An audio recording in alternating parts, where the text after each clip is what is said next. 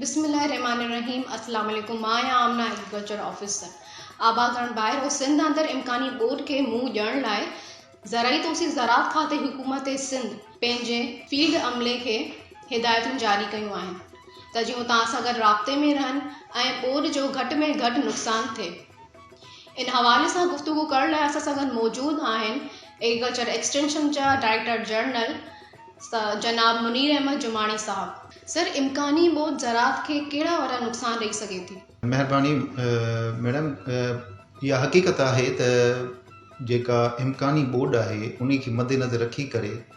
आबादगारनि खे या असांजे ज़रई फ़सलुनि खे काफ़ी नुक़सानात थी सघनि था। उन्हनि जो इम्कान बिल्कुलु आहे। उन जे सिलसिले मां गुज़ारिश कयां त जेके हींअर मौसमी तब्दीलियूं थियूं आहिनि, मौसमी तब्दीलियुनि जे करे ऐं गवर्नमेंट ऑफ इंडिया जे तरफ़ों बि जेको पाणी रिलीज़ कयो वियो आहे डैमनि जे थ्रू, जेको पंजाब खां थींदो चइनी जेको आहे हिन दरियाउनि जो पाणी जॾहिं गॾु थिए थो रिवर इंडस में, पंजी पाण रिवर इंडस जो जेको पाणी मिली करे पज नद वटि जमा थियण खां बाद में उन जी सॼी मूवमेंट जेका आहे, फ्लो जेको आहे असांजे सिंध ॾे आहे, त उन जे बिल्कुलु नज़र में रखंदे गवर्नमेंट ऑफ सिंध बिल्कुलु उन लाइ रेडी आहे ऐं काफ़ी उपाउ बि वरिता अथनि, जंहिंजे सिलसिले में असां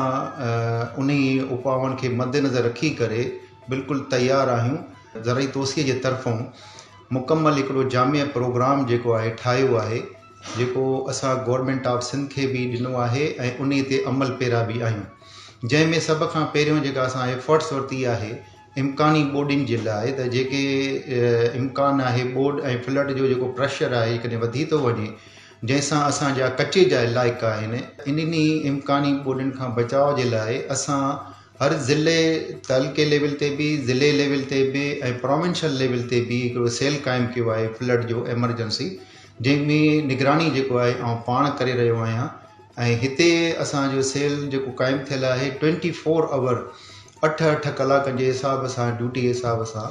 असांजो स्टाफ मुक़ररु आहे। त उन में जेके बि असांजे आबादगारनि जे तरफ़ों कंप्लेंट्स ईंदियूं त उहे असां रजिस्टर्ड बि कयूं था ऐं उन्हनि खे पास आउट बि करायूं था ऐं प्रोसेस बि थिए थो। अच्छा, कहिड़े फ़सलनि खे इम्कानी बोर्ड सभ खां वधीक नुक़सानु रसाए सघे थी? जेकॾहिं तव्हां लेफ्ट खाॿे पासे खां खणंदव रिवर इंडस खे, जेको असांजो स्टार्ट थिए थो गुडुअ खां वठी सखर खां वेंदो कोटड़ी बैराज ताईं, जेको लेफ्ट पोर्शन आहे, उन में कचे जो इलाइक़ो ख़ासि करे जंहिंखे वधीक मुतासिर थींदो, उन में असांजा शुगर केन बि थिए थो ऐं शुगर केन सां गॾु सेम तिर जो फसल बि थिए थो, कॉटन जो फसल बि थिए थो ऐं ॿियूं जेके कुझु भाॼियूं मौसमी या पंहिंजो कुझु गाह जेके असांजे मालूंद लाइ आहिनि, पंहिंजो चारे जे लाइ आहिनि, इस्तेमालु थियनि था, उहे थियनि था। ऐं राइट ॾे जॾहिं वेंदव तव्हां सॼे पासे ॾे, त उते असांजो सारियालो फसल आहे ऐं कुझु पोर्शन मथां इलाइक़नि में, ख़ासि करे घोटगी वारे पासे में असांजो, या पंहिंजो कश्मीर वारे पासे ॾे कुझु कॉटन जो बि आहे, कचे में उहे बि करनि था। ऐं ईअं थींदो थींदो सॼो माना मेन जेको असांजो बेल्ट आहे हिन जो सारियाले फसल जो, उहो आहे पंहिंजो, उहो मुतासिर थी सघे थो।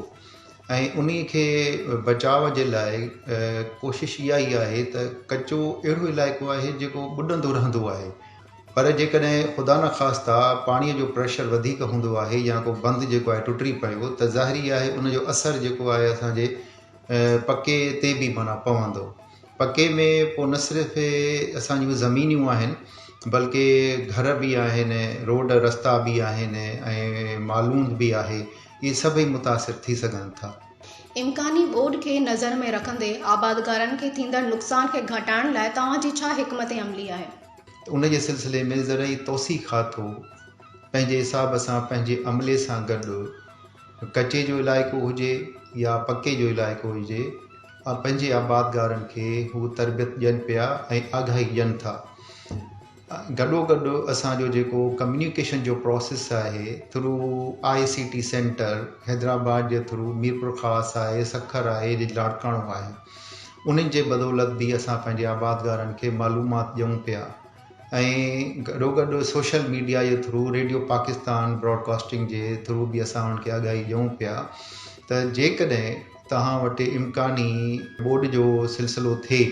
ऐं पाणी हिट करे असांजे फसल खे मुतासिर करे त उन जे बचाव जे लाइ फ़ौरन कोशिशि इहा कई वञे त पाणीअ जो निकाल जो बंदोबस्तु कयो वञे। असां आबादगारनि खे इहो ई मशवरो ॾींदासीं त जेके तव्हांजा फसल हेठां ऐं मथां ते पोखियल आहिनि ऐं फ्लड अची थी वञे त उन जो सभ खां पहिरियों इहो ई तदारिक करिणो आहे त पाणीअ जो ड्रेन आउट करिणो आहे, या वरी अहिड़े सूरत में तव्हां मथियों वारो पाणी जेको आहे मथां इलाइक़े वारो पाणी हेठें इलाइक़े जे कुझु एकड़नि में ट्रांसफर करे छॾियो, जंहिंसां थींदो ईअं त जेकॾहिं कंहिंजा आबादगार जा 50 एकड़ आहे ऐं उन्हीअ में सभिनी में पाणी बीठो आहे ऐं हू चाहे थो त हेठियों वारो इलाइक़ो जेको आहे जंहिंजा 4-5 एकड़ आहिनि मथियों पाणी ड्रेन करे उन्हीअ में जेकॾहिं बीहारे छॾींदो त उन में असांजा उहे सॼी क्रॉपिंग जेका आहे बची सघंदी ऐं 1-2-3 जेके एकड़ आहिनि उहे मुतासिर थींदा। तंहिंखां पोइ जेका आहे न्यूट्रिशनल पॉइंट ऑफ व्यू खां त तव्हां बैलेंस ऑफ फर्टिलाइज़र इस्तेमालु करे सघो था। पाणीअ जे ज़्यादा जे करे असांजो जेको प्लांट आहे उहो कमज़ोर थी वियो आहे त उन खे खाद खुराक जे हिसाब सां कुझु जेकॾहिं अमोनियम सल्फेट आहे या पंहिंजो यूरिया आहे उहा तव्हां एप्लीकेशन कंदव ऐं इस्तेमालु कंदव त उन सां बि असांजो फसल बची सघंदो। चौपायो माल ज़रात सां गॾियल आहे त ॿोॾि में इन्हनि जी हिफ़ाज़त लाइ कहिड़ा क़दम खया विया आहिनि? तव्हांजो जेको सुवालु आहे त माल मवेशी जी हिफ़ाज़त बि लाज़मी आहे, उहे बि असांजो हिसो आहिनि। उन जे सिलसिले में मां गुज़ारिश कंदुमि त असांजी लाइव स्टॉक डिपार्टमेंट जेका आहे बिल्कुलु ई फुली प्रिपेयर्ड आहे ऐं उन्हनि सां बि असांजी मीटिंग्स थियूं आहिनि त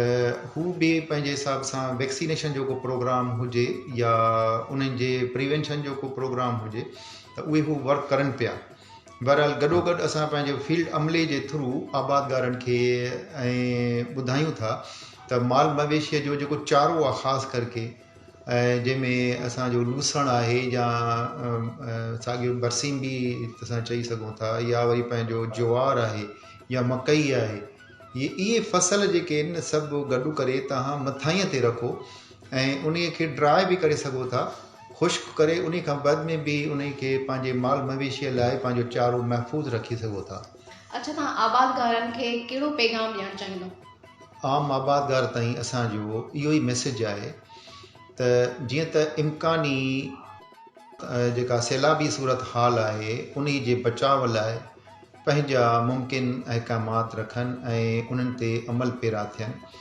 ऐं असांजे ज़रई उहिदेदारनि सां या पंहिंजे अमले सां कारकुननि सां क़रीबी जेको आहे वेझो रखनि,